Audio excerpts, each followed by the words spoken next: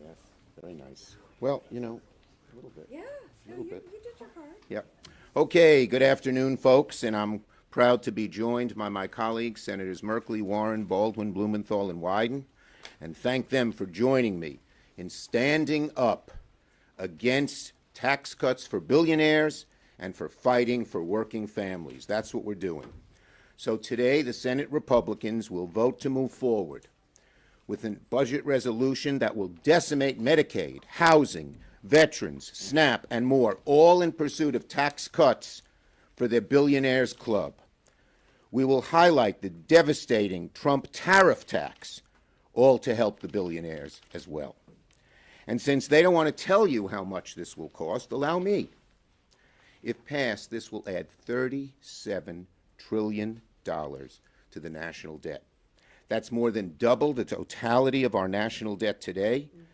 And I find this very interesting because some of the same senators have had very deep concerns about the debt not too long ago and are now on board with this reckless, irresponsible plan. Let me give you a couple of quotes. I have a whole bunch, but I'm only doing two. Senator Thune, we need to start tackling this debt, and we need to start doing it now. Senator Cruz, debt is out of control, and it's jeopardizing the future for our kids. I've got two little kids, and the idea of handing them a $16 trillion debt I think is immoral. So what does he think of $37 trillion if 16 is immoral? Now, American families are going to be screwed by these cuts, not to mention the higher costs they'll be saddled with because of the crippling Trump tariff tax coming our way. We welcome the opportunity to have this debate in the open for all Americans to see. So tonight, Senate Democrats will do everything in our power to do what Republicans won't do, fight for American families. People are going to see who's on whose side. They are for the billionaires. We are for American families. And under the Republican plan, families lose, billionaires win. That could sum up the whole fight very, very succinctly. So tonight we'll focus during debate time on preserving Medicaid. Tomorrow we'll continue with preventing tax cuts for billionaires, protecting veterans and national security, exposing corruption within the administration, defending Social Security, and stopping the seemingly never-ending rise of costs to American families highlighted by the Trump tariff tax. Tonight, you'll see our caucus forcing votes, fighting for American families, and asking Republicans where they stand and who exactly they're fighting for. And on top of gutting essential programs, as much as we saw in the budget that's been revealed, their proposal that's been revealed in the last few days, yesterday, and I'll focus on the tariffs here, yesterday the president made one of the dumbest decisions in history, one that will negatively impact every single American family, every single one. He's walking us into the dumbest and most avoidable recession probably in history, and let's call the Trump tariff tax for what they really are, a huge tax hike on American families. And not just any tax hike, J.P. Morgan called it, quote, the equivalent to the largest tax increase in since 1968. Here's what Bloomberg said, quote, roughly $2 trillion was erased from the S&P 500 at the start of U.S. trading on Thursday, amid worries that President Donald Trump's sweeping new round of tariffs could plunge the economy into a recession. And it claims more than 80% of the companies in the S&P were trading lower. Stock market has plummeted, retirement savings are tanking, consumer confidence is falling, consumer expectations for the future are historically low. Companies are already announcing layoffs. I saw Stellantis just knocked off was going to fire 800 people, lay them off. All for these the Trump tariff tax. All for that, so they can have more money to reduce taxes on the billionaires. The average American family is going to pay more for everything, for food, for gas, for cars, for groceries, for clothing, for beer, for you name it. It makes no sense. And the bottom line is that they're not fighting for American families. They're just aiding and abetting what they're doing and making it even worse with the Trump tariff tax. They even decided that they would tax penguins. What? Because their two islands are included. I forgot the names of the islands. They're not here. Not Greenland. There are two islands that were included that only have penguins on them, but they were included in the Trump tariff tax. Get those penguins. Right. But that shows how haphazard, how sloppy, how careless they are. And one final thing here. This Trump administration is run by a group of billionaires. They're in a billionaire bubble. These billionaires don't have any understanding of what the American family is going through and how much worse it will be with the Trump budget and with the Trump tariff tax. They're just isolated. They don't understand. They're mean. They're nasty. They're uncaring. And we, tonight and tomorrow, are going to show the American people just who they are. Senator Merkley. Thank you very much, Leader Schumer, and to my colleagues who are going to lay out some of the specific points. But let's understand this. Republican plan is simply 4 words. Families lose, billionaires win. They want to cut programs for families in health care and housing and education, things that help create a living wage job. $1.5 to $2 trillion. What? To fund more tax giveaways to the very richest Americans. It's a great betrayal, certainly, of the American family. And in the process, they're going to put an enormous burden on the generations to come. $37 trillion is the bottom of what the range might be that their bill will cost. $37 trillion. You know, our current GDP, annual amount we produce each year, is only around $30 trillion. They want to put additional debt of $37 trillion. Or let's look at the current debt. In 249 years since our independence, we have run up a debt is just shy of $37 trillion. That's how big, in one decision, one bill, in 1 year, they want to increase the burden on the generations to come. This is really sickening. The economists point out that that burden will reduce the economy in the future, that it will raise interest rates in the future, that that burden will reduce the ability to have the foundations for families to thrive in the future. It's so sickening. Every one of my Republican colleagues who has talked about fiscal responsibility should rush to the bathroom and throw up in the toilet. That's how sickening this situation is with additional debt. Now, we've heard about a magic wand called Section 312. Section 312, interesting, has never, ever, in the history of our country, ever been used on a reconciliation bill. Never used. It's only been used on narrow anomalies in regular spending bills to solve naughty little problems of estimate. It is a completely inappropriate vessel to use just by precedent, but also recognize that in reconciliation there are explicit instructions called the Byrd Rule on how you estimate the impact of debt, the impact of any policy option or any revenue option on the amount of deficits that will be created. Those explicit instructions are ones that we will turn to when we get to the reconciliation bill. Section 312, totally inappropriate.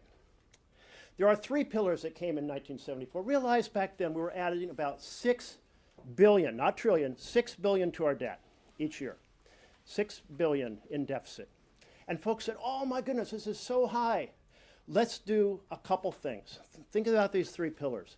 No reconciliation bill can produce any additional debt in a 10-year period. In fact, it has to reduce the deficit.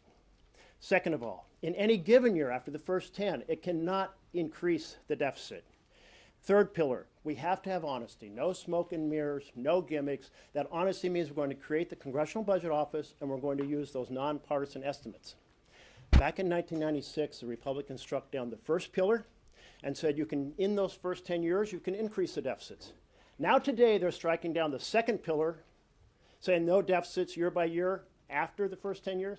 And the third pillar, that is the use of nonpartisan numbers generated by CBO. If you care anything about fiscal responsibility, you would be a hell no on this bill. Fiscal responsibility is being thrown overboard.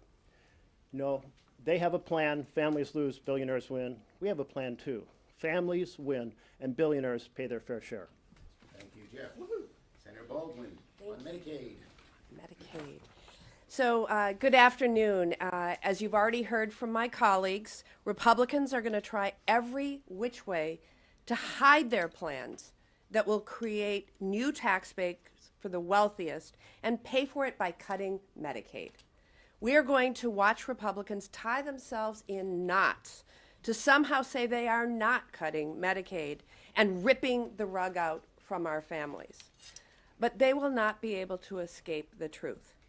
The truth here, and more importantly, the truth our constituents will feel, is that this Republican budget plan will cut Medicaid to the bone and take health care from children, from people with disabilities, from seniors, and from our most vulnerable. You've all heard the numbers. 72 million Americans, 8 million seniors, a third of all children rely on Medicaid for their health care. But these numbers have real faces and real stories behind them. Real people in my state and every single state that my Republican colleagues represent who rely on Medicaid for life-saving care. We're talking about children who need Medicaid to see a doctor. We're talking about rural hospitals that without Medicaid would close. We're talking about people like my own mother who relied on Medicaid at the end of her life to pay for skilled nursing care. And this Republican budget is coming after that care, all to make sure that big corporations and people like Elon Musk and Donald Trump and their rich friends get new tax breaks, while Republicans either outright lie to the people or do Olympic-level mental gymnastics to try to explain how slashing Medicaid is somehow not slashing Medicaid. We are going to put their feet to the fire. If they claim they are not cutting Medicaid, okay, then show us. Show the kids who rely on Medicaid that you're not taking it from them. Show the seniors who rely on Medicaid that you aren't taking it from them. Show the people with disabilities who rely on Medicaid that you are not taking it away from them. Republicans have a real choice in front of them. And it's not too late to side with working families over their rich friends. The question is, who will the Republicans choose? Senator Warren. Thank you very much. We're going to talk about taxes. That's right. Donald Trump, Elon Musk, and the spineless Republicans in Congress have tried to create a sandstorm so that everyone will be distracted. There's something going on every minute, look in 50 different directions, because they don't want us to look at the number one place they are driving this country, and that is trillions of dollars in tax cuts for billionaires, paid for on the backs of seniors, on the backs of little kids, on the backs of veterans, and on the backs of everybody in America who is hoping that some medical research breakthrough will help a beloved family member who's dealing with a terrible disease. Don't believe us? Just listen to the Republicans themselves. During our last go-round on this budget, the Democrats stood up and said, if you're not going to do tax cuts for the wealthiest among us, let's just put that in the bill. Can we just write that down, put it in the bill, and say not going to be any tax cuts above this level? So we started out and we said, could we just agree in the United States Senate that no one who earns more than $10 million in taxable income in a single year, that is 2/1000ths of our population, that none of those people making more than $10 million in a year will see any tax giveaways in your budget. Every Democrat said yes. Every Republican said no. We got to preserve the ability to help those folks. So we said, okay, if $10 million is too low for you, those people are just too close to poverty to be able to promise they're not going to get any tax giveaways, how about $100 million in annual income? Once again, every Democrat said, yeah, let's put the cap there, and every single Republican voted no. So we said, okay, we get it. How about $500 million? If your income in a single year is $500 million or more, would you at least agree that those folks will not get a tax giveaway in the Republican budget? And every single Republican said, nope, got to preserve the opportunity to hand out those tax breaks for people making more than $500 million a year. So we decided to cap it off with a full billion. A full $1 billion in taxable incomes. Could we just agree as a United States Senate that anybody making $1 billion a year in taxable income will not get a big tax cut from the Republicans? And not one single Republican supported that. Every one of them said, nope, got to preserve the opportunity for tax giveaways for our billionaire friends. After all, let's remember, Donald Trump promised his, remember the word, rich as hell donors, that he was going to deliver on those tax giveaways. He's got his co-president Elon Musk in there, helping him right now grease the skids on that with all these cuts in the federal budget elsewhere. And that is where we stand. It's that families lose and billionaires win. Now, here's the trick in the game. They created a sandstorm hoping that we will be talking about 50 other things while they try to advance this budget over the next 36 hours. There's lots going on. There's tariffs, there's invading Greenland. Who knows what Donald Trump has done just while we've been standing up here. Why do that? Because the Republican approach is deeply unpopular. Not just unpopular with Democrats. It is deeply unpopular with Democrats, with Republicans, with independents, with libertarians, with vegetarians. In fact, the only people who really support this are the billionaires themselves. But most of America think that those billionaires should be paying a fair share in taxes. Most Americans believe that Jeff Bezos should not be paying taxes at a lower rate than a Boston public school teacher. So that's what the next 36 hours is all about.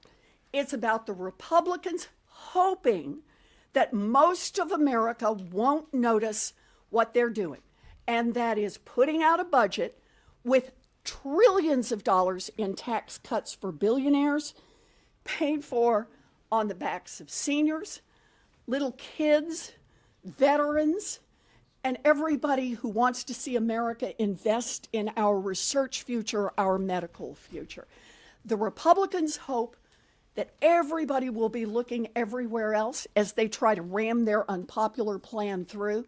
The job of the Democrats over the next 36 hours is to hold the Republicans' feet to the fire, force them to tell the truth about what they want to do to the American economy and what they believe fairness is, and that is a country that works for a handful of billionaires and lets everybody else eat dirt. The Democrats are in this fight all the way. We're ready to go. Ready to go. Thank you. Great. Senator Blumenthal on veterans. Veterans and national security. I'm going to begin with a word that I told my children never to use, a four-letter word. D-U-M-B, dumb. These policies combine cruelty and incompetence in a way that is dumber than anything we've seen in recent history, maybe in the history of the United States. They will inflict pain. These tariffs are attacks on people who put food on the table, build homes, buy cars, have to purchase pharmaceuticals, but they also undermine our national security because they're imposed on our allies, on Europe, not on our adversaries or enemies as much as our friends, including, by the way, Israel. Now, on veterans, dumb applies with absolute force because what we're seeing is a war on veterans. And we're going to hold our Republican colleagues accountable. The message that we are hearing from veterans around the country is they are rightly fearful about the cuts in funding, the freezes in hiring, the firings that are occurring and hitting our veterans in real time with real impact. Excuse me, colleague. We're supposed to be the tech people. And we're going to hold them accountable. We're going to be offering amendments that will force them to vote. Our Republican colleagues are dreading these next days because they're going to be put to the test. And those votes are going to haunt them because veterans know that they need the health care that comes at those hospitals like the West Haven facility in Connecticut, others around the country that are shortchanged. There are now 40,000 vacant positions at the VA. Surgeons, nurses, counselors, janitors, schedulers. 40,000 open positions, and they're recruiting, supposedly, for those positions. At the same time, they are firing people that hold those positions right now. Makes no sense. And so veterans around the country are demanding what the VFW commander demanded when he came before our committee: stop the bleeding. We're going to seek through this next couple of days to stop the bleeding in veterans programs. We're going to make sure that Republicans are forced to answer what is happening right now at the VA, where the bleeding threatens everyday veterans. We heard from a number of them yesterday at the shadow hearing we conducted. Right now, the Veterans Affairs Committee is not demanding that Doug Collins come and testify. We're going to demand that he do it. And we're going to demand that President Trump reverse these cuts, freezes, and firings that are causing such irreparable damage to veterans around the United States. And I'll just say, I think we owe the American people an apology, all of us who voted for Doug Collins. It was a mistake. I did it. I'm not repeating that mistake. I put a hold on all VA nominees. And I think part of what we're going to do is demand health care be protected, especially mental health care. No more cuts in the Veterans Crisis Line, and the PAC Act benefits that we supported in a bipartisan way, protect those benefits as well. So we're going to be out there working hard, and I want to introduce my great colleague, the senator from Oregon, the other senator from Oregon. 100% of Oregon senators are in the House. And my colleagues have said it very well. So here we are, 24 hours from the tariff announcement, which for farmers and families and small businesses is simply economic poison. And it is poison that is going to spread across the land, hammering families. Now we go to the next debate, and let me be blunt in terms of how I'm describing it to folks at home. We are going to see on full display by the Republicans for the American people a morally bankrupt bargain. That is my take on what this is all about. And no amount of gaslighting by the Senate Republicans can hide the true cost of what they're doing, the over $5 trillion, and the consequences of the breaks to the billionaires, and making sure they get their way, that people on Medicaid and hunger programs and the like pony up the revenue.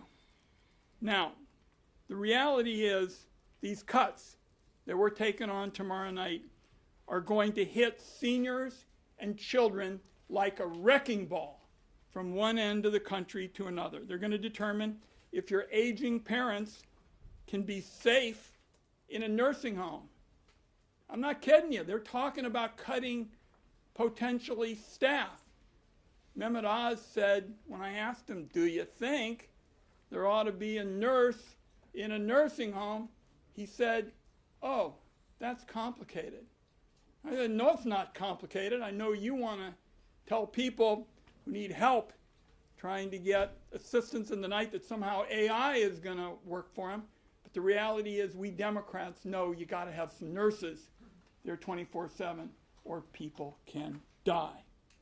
So no amount of hiding behind the curtain, which is what we have seen in the Budget Committee, what we've seen in the Finance Committee, can hide the true cost of this tax plan where the handouts go to the billionaires and you pay for it by kicking millions of people off health insurance. In terms of American lives ruined and lost, the human toll of what the Republicans will inflict on America if they're allowed to get away with it is going to be horrific. And what you're hearing this afternoon is Senate Democrats are going to pull out all the stops to keep that kind of consequence from hitting the American people starting in a few days. Thank you. Thank you, Ron. First, the islands. They are the Heard and McDonald Island. They are covered by tariffs. Russia isn't. So basically, what Trump is doing is taxing penguins, not Putin. The only living things on those islands are the penguins are there. There are no people. Questions on this subject? Yes. Senator Schumer, we saw Senator Booker take the floor for 25 hours. It gave you and your conference quite a bit of attention to the issues that you care about. You have in front of you an opportunity here with Votorama to hold the floor as long as humanly possible to try and extend this out. How long are you willing to go to make your point? You're going to see the points we made here and other points that Donald Trump, the Republican Senate, and the Republicans are having families lose, billionaires win. You'll see made in a whole bunch of different amendments on different subjects. Yes? Senator, can you preview some of those amendments, and how many do you expect related to tariffs? Well, you'll see them on the floor, and there will be amendments reflecting the tariff issue. Yes. Yes. Just to follow up on Ryan's question, obviously the Senator Booker's speech got a lot of attention. It was and great. For being over 25 hours, will Democrats commit to going As I at said, least 25 hours on this You're going to see a whole lot of amendments going after Donald Trump and the Republicans on a whole bunch of issues where they are favoring billionaires and against families. Yes, Sahil. If Republicans are able to succeed at using current policy baseline in this bill for reconciliation, what kind of a precedent would that set, and what might future majorities Look, do? first, I'm going to call on Jeff, our expert on this, but first, let me say this. The American people are not interested in the arcane aspects of reconciliation policy. They want to know how it affects them. What they're doing is a $37 trillion increase in the deficit. And why is it done? So they can cut taxes on billionaires. So that's the bottom line here, what it's doing. And not just what it's doing to America today, what it's doing to our children and our grandchildren in terms of this enormous, enormous debt that is going to be on their shoulders. And we all know, sooner or later, you pay the price for debt, and it will happen sooner than people think with the enormity of what they're doing. You want to get specific? Sure. Absolutely. I want to emphasize again that one of the pillars in 1974, so from now over half a century, has been collectively we need to have integrity in the estimate of what any tax provision or policy provision would inflict in terms of cost or revenue. And thus we will depend on CBO. That's extremely important. So the Republicans said, well, we'll just create phony numbers to create a phony estimate and say all of these tax provisions that will increase and create $37 trillion of debt already existed far into the future, but they don't exist far in the future. That's why it's a fraud. That's why it's phony. That's why it's a deliberate deception to pretend to the American people they're not adding massively to the debt. So they thought, well, maybe we'll just put a clause into the budget resolution that says we'll use this fraudulent system. And then it became so clear that it was so out of sync with our precedents that they even withdrew it. Now, essentially, this conversation about integrity goes forward not on the budget resolution, but on the reconciliation bill. So we'll be well prepared to say it was fraud on the budget resolution. It's also fraud on the reconciliation bill.